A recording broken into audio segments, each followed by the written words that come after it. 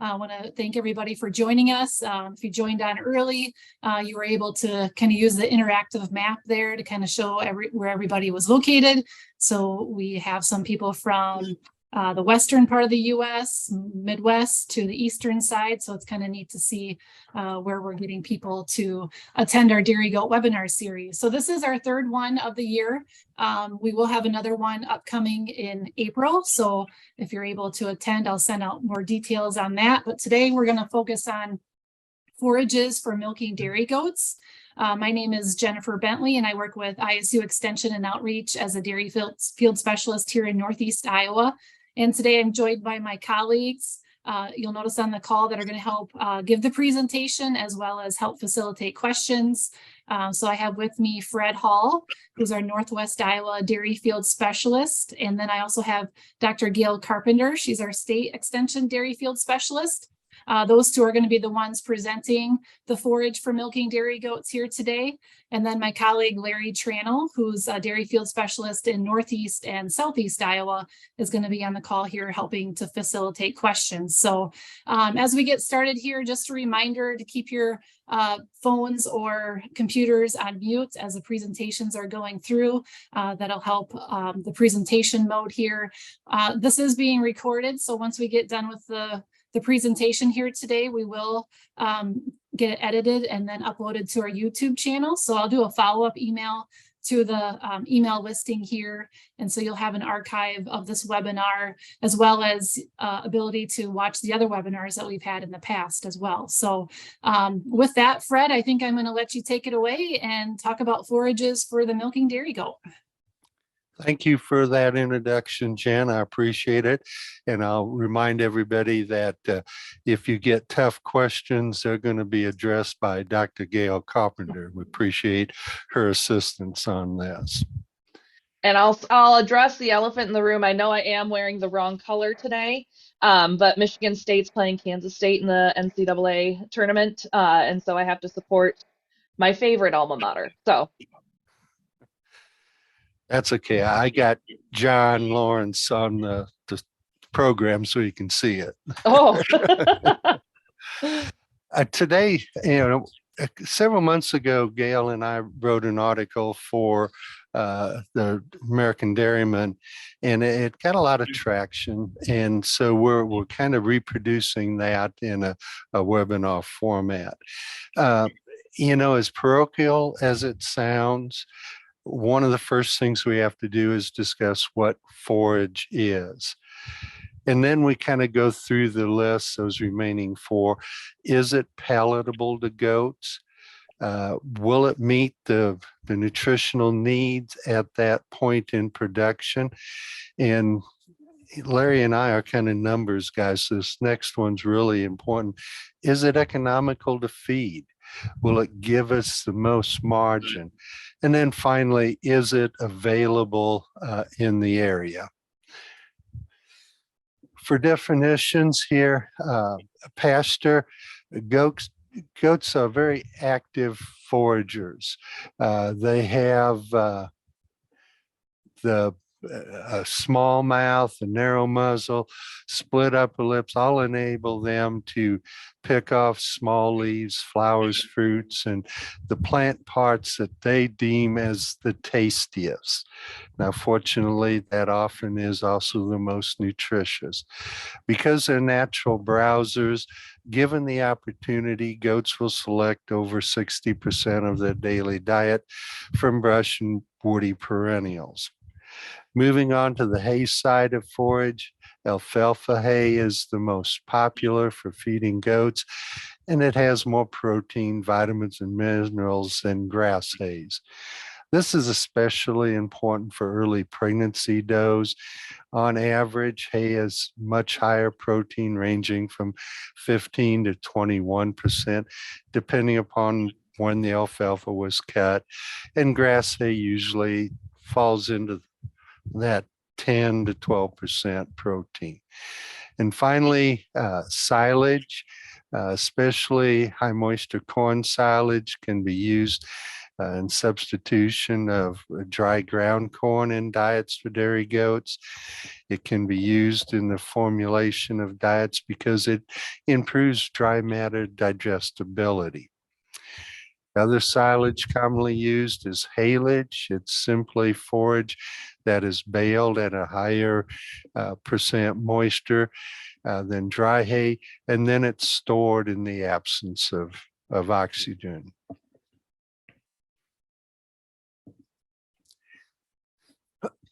Excuse me.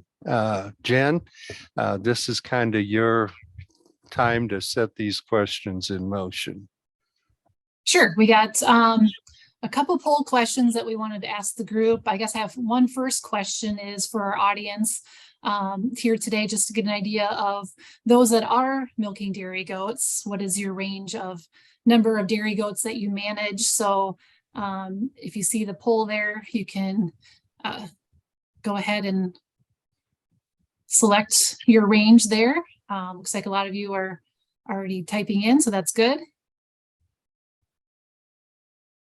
And so we got a range of 1 to about 100 dairy goats there, or some are not milking goats, so we may have some industry representatives on the call. I'm going to go ahead and end that and share those out. So Fred, you can see the range here. We got about 50% that are milking less than 10, another group in 20% less than 50, and we have some in that 50 to 100 range. And that really kind of fits our Iowa goat producers. In my part of the world, we have a lot of producers who don't have access to a raw milk market, so they milk fewer than 20. As we move east across the state, we get a lot of herds in that 100 range because they've got several choices to market their milk.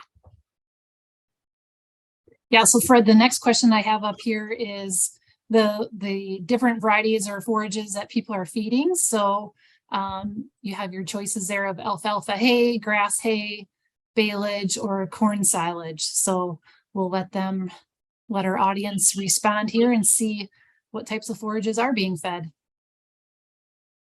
And if something isn't on the list, go ahead and put it into the chat. So I see Tammy put in there, alfalfa isn't available in Florida, actually using peanut hay. Oh, another legume. That makes sense. Peanut hay or peanut haylage, Tammy? Is it dry? Okay, right. That's a new one for me. But that would make sense. It's a legume, right? Should be decent in protein. Absolutely. Yep. So I'm gonna it's not at all surprising as we look at this, that alfalfa and grass are the predominant. But as we look at our industry, because of the drought, because of the shift of production, that hopefully by the end of this program, we'll at least have planted some seeds about some other options. Peanut hay was certainly an interesting option we probably won't address on this one.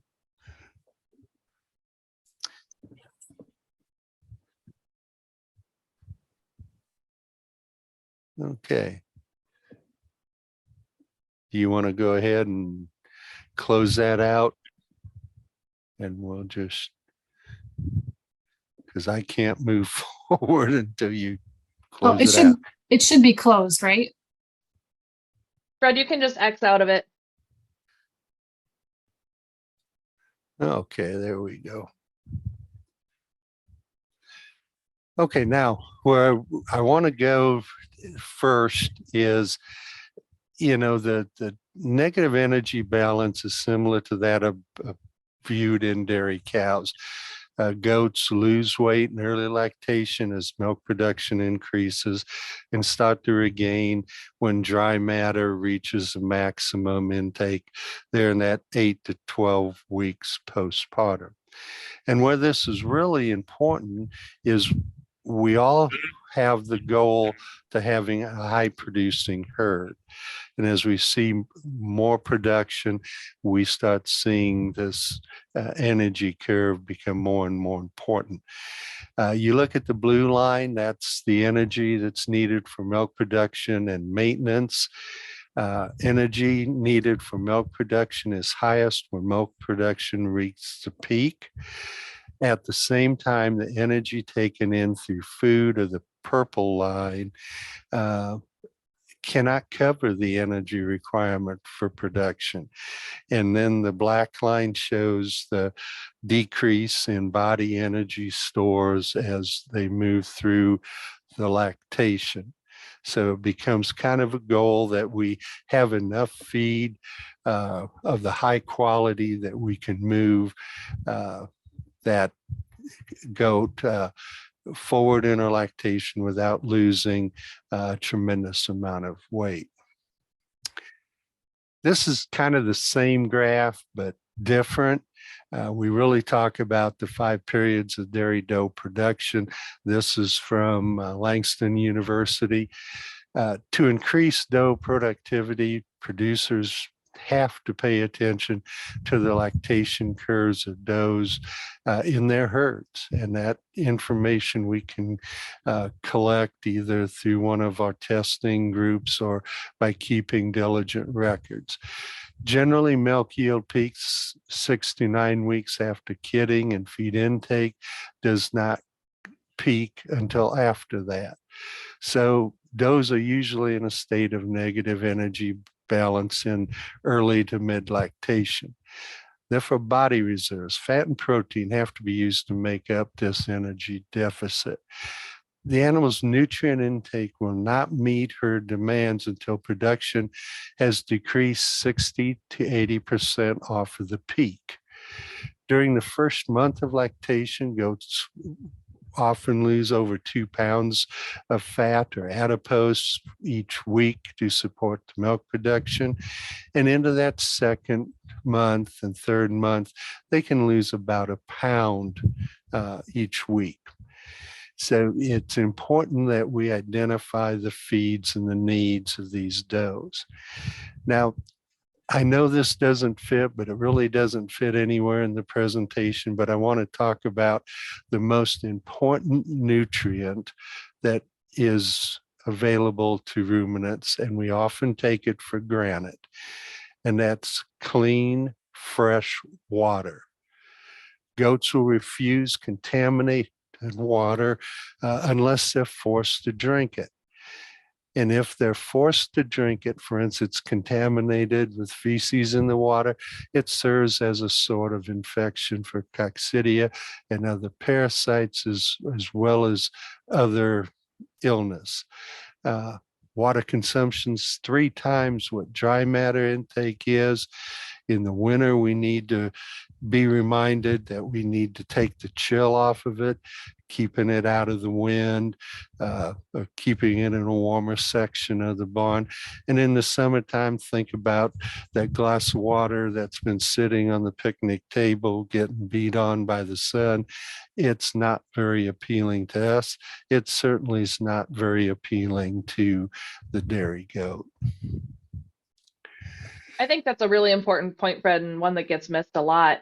So I'm glad you bring it up. But another thing that we forget about with water is that milk is 80+% water.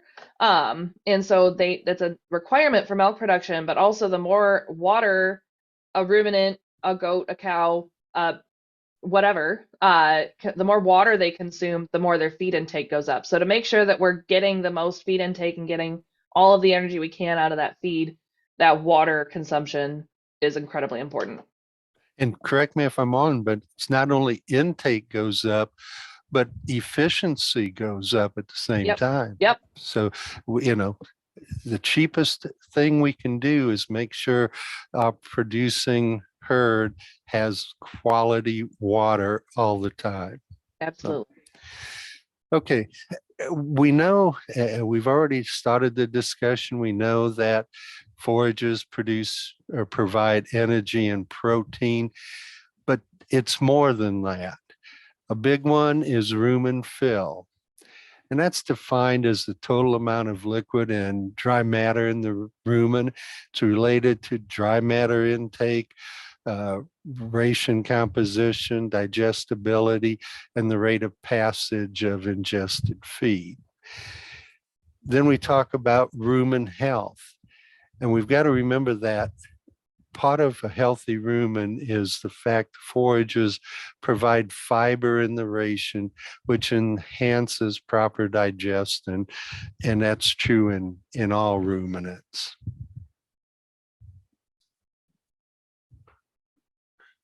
Okay, we're going to break it down to the different stages in the doe's lactation. The far off dry period, the doe is pregnant. The requirement for feeding at this point is sufficient nutrition to improve body condition if it's needed, provide adequate nutrients for the fetus, and to prepare the digestive tract for changes after kidding. The target we see there is 11.5% crude protein. But we want to remember that these dry period is not really when we want to make the most changes in the body condition score. We really want to see that in late lactation, where that doe, if she's, 2, that we start moving her up. By the same token, we don't want to see those gals that are so heavy they waddle around. They're not going to be productive. They'll have potential metabolic issues once they kid. The close-up dry period is one of those that has some really interesting aspects to it. The risk of metabolic and infectious disease is particularly high during this transition period, and I use 3 weeks before and 3 weeks after partition, because around this time a substantial increase in energy is required to support pregnancy, and lactation coincides with a period of depressed feed intake. We're going to talk about that in just a little bit. When we stop and think, if that doe has multiple kids in her, she's being expressing her genetics with high milk yield, that means they're predisposed to several metabolic diseases, and it exasperates that negative energy balance. So we want quality forage at this point. And we're going to maybe lead you down as we talk, maybe this is the time that we can start bringing in some of these fermented feeds, so that by the time they actually are peaking, they've got the bugs in their system that'll digest them. Early lactation, it's typical where we see the most body condition. They're working hard, they're producing a lot of milk, and it's not uncommon to see a body condition score at 2.0. We really don't ever want to see it get less than that, but we know these hardworking, high genetic does are going to see that happen. We want a 45-55 forage to concentrate ratio in our ration. We really don't ever want more than 55% concentrate in the ration. Now, if you have the large bodied, if you have high producing, you may see that come up. But as a rule of thumb, 45-55 is really what we want to do. And we really don't want to feed more than 2 pounds of concentrate per feeding. There's the idea of slugging is a real problem. And as we move through this discussion, when we talk about total mixed rations, that's a real benefit that we see. high quality alfalfa or corn silage is the recommendation for these early lactation does. Why is late pregnancy nutrition so important when we're moving into this transition period? Look at the graph and see 60 to 70% of the fetal growth comes just prior in the dry period or in the up into partition, and that requires a tremendous amount of energy. While the energy and protein requirements of the doe increase during late lactation, her rumen capacity decreases. And not meeting the nutrient requirements of does can result in pregnancy toxemia or ketosis, low birth weight, weak kids, and then after partition, low milk production. As we move through late lactation, we want to see maybe some of the dietary energy reduced a little bit before they go dry, especially on high producing does. We want to make sure that they have a smooth transition into that dry period. We often say, well, we'll feed her up during the dry period or late lactation. And, we really want to be building that body condition score all the way through once that doe's pregnant. I mentioned that pregnancy affects intake. This is the best graph I've ever seen to kind of explain that. In the final 6 weeks of pregnancy, 80% of the growth occurs and energy demands are the highest, often as much as 200% of maintenance. Despite the increased energy demand, the growing uterus begins to restrict rumen capacity, reducing feed intake and predisposing does to these metabolic issues. How do we get around that? Well, multiple feedings helps, but it's part of biology. We're not going to see a doe as aggressively eat when the majority of her tummy has, especially on these does that have multiple kids inside of her. Okay, we're going to do a little shift here. The feeder space or bunk space, as it's most often called, is really important. And it's not just how many inches for each doe, it's, the height. If you've got a remanufactured bunk that was for another species and it's just too high, they're not going to be comfortable eating. They're going to try to climb it and then reach down. It's just best to take a look and get it the right height. Make sure you've got, 16 to 18 inches of bunk space for them, simply to make sure that they have the ability, especially when you get some kind of bullying does, older does that'll push those younger ones out of the way. We really want to make sure that, the average intake is about 5% of the body weight. We know that in high production large breeds, 7% is not all that uncommon, and the faster rumen turnover rate and shorter retention time kind of puts them in the spot when they just can't get to the bunk and eat. I want to shift to baleage. It's a very efficient way to have fermented feed. It does come with some issues. You have to be able to feed it in a reasonable amount of time.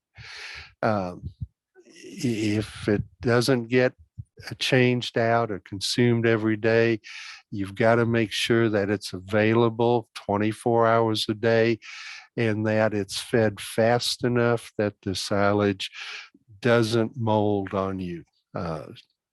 Goats, very susceptible to a lot of the toxins and the molds that cattle can handle without any problem, but it can be fatal or certainly reduce production in a goat or a sheep for that matter. I don't know about you. When we talked about baleage this winter on the east side of the state, when we had our in-person meetings, a lot of our producers really liked baleage because it provides a lot of flexibility for harvest.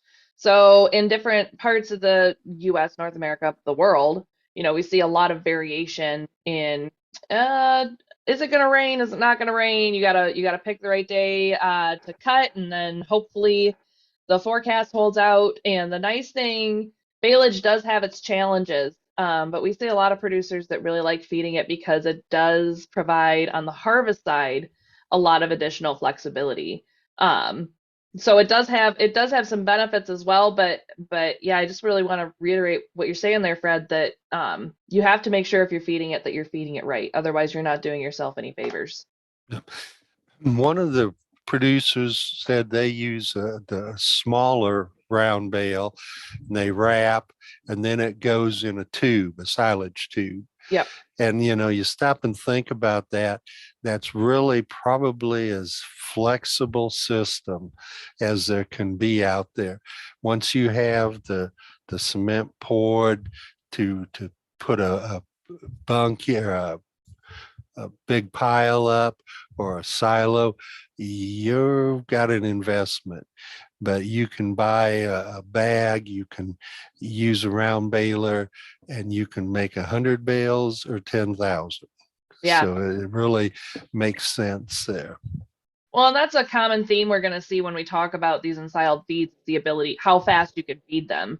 So if you have a couple goats, maybe not the best option for you, but if you're pushing that higher level of that higher number of animals and you can feed these fermented feeds a lot faster, yeah, they do have a lot of benefits. But for it really, especially with all the variation we see in our goat producers, it really depends a lot on the facility that you're working with and the production system you're working with. Absolutely. Let's talk about forage quality is important in determining the amount of protein that needs to be supplemented. Lower protein forages need to be supplemented with higher protein grain to achieve optimum genetic potential of the milk production. It's especially when we look at that early lactation goat, we obviously don't want moldy feed, but we know that it does, especially a fermented feed, can be beneficial both to the economics and the total production. When you look at this chart, when you look at 15% and over protein in the roughage, then we're looking at 14% protein in the ration, low production 12. You can follow that through. We know that 16% ration is the most widely used protein level for lactating goats, and hay at 12% protein is generally not recommended, although we all know there's a lot of it available out there. Okay, here is where I talk about what can be available. Corn silage is the #1 forage for dairy cows in the upper Midwest. Where there are cows and corn, there is quality corn silage, because those dairymen are feeding anywhere from 6 inches to 10 inches off the face. And it's the high quality when they put it in. It's going to be toxin free. It will be available. And that's what I want you to remember. If you're milking 50 goats and you've got the genetics, you want to have that 7-pound doe, this might be the time to drive over to your dairyman neighbor and see what kind of deal you can make. Concentrates, remember, should make up 50 to 60% of the diet. And quality corn silage is kind of a natural fit because it's still a forage because you've got a lot of the leaf and cob and a stalk, but it has a lot of grain in it. The more complicated, sophisticated your operation becomes, putting corn silage in a total mixed ration system allows you to feed every bite to be a mixed ration to your doughs, especially when we are looking at those transition and then your peak production doughs. When you feed hay out in the hay bunk and grain inside the barn, it's a slug of feeding grain. And we know through the rumen studies, that's not the way we really want to feed ruminants, especially these high producing ruminants. Goats have a tremendous ability, as we said, to pick and sort. So quality processed kernels, chopped to that 3/4 inch or less, all of those things make it more appealing to the dough. We certainly want to make sure it's high quality. We don't want to see off flavors coming through because of something that might be in the fermented feed. Okay, I promote using TMRs and fermented feeds. A 2-year study, it happened to be in Spain, investigated 2 methods of feeding concentrated rations to intensively reared dairy goats. They separated the concentrate and forage in different feeders on one side, and the forage was mixed as a TMR in the other side. Mixed TMRs increased the intake of concentrate 8 to 9% and forage 42 to 44%. In both of the 2 lactations, they ran the study. Total milk yield was about 10% greater with the mixed ration, both first and second lactation doughs. The results of this study showed that the use of mixed rations improves the production of goats in both first and second lactations, basically because they increase the intake of concentrate and forages.